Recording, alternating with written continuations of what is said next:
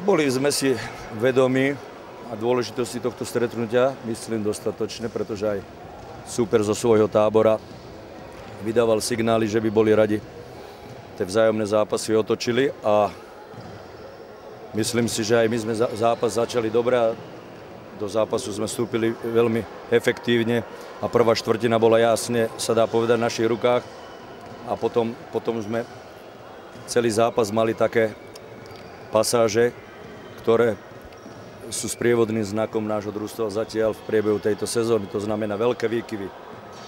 Prišiel nepochopiteľný prepad v druhej štvrtine z prvej štvrtiny z 27 bodov do druhej štvrtiny pomaly 11, ale musím uznať, že za väčšiu časť zápasu, to znamená s výnikou prvej štvrtiny a niektoré úseku štvrtej štvrtiny Prievidza hrala aktívnejšie a nepodarilo sa nám v prvom polčase hlavne udržať Harrisa, v priebehu možno celého zápasu Milana Žiaka a v ďalšom priebehu sa prejavil ich kapitán minuloročný Godbol. V podstate títo traja hráči dali z 75 bodov súpera snáď, pokiaľ neviem presne, a každý dal po 20, okolo 60-62 bodov.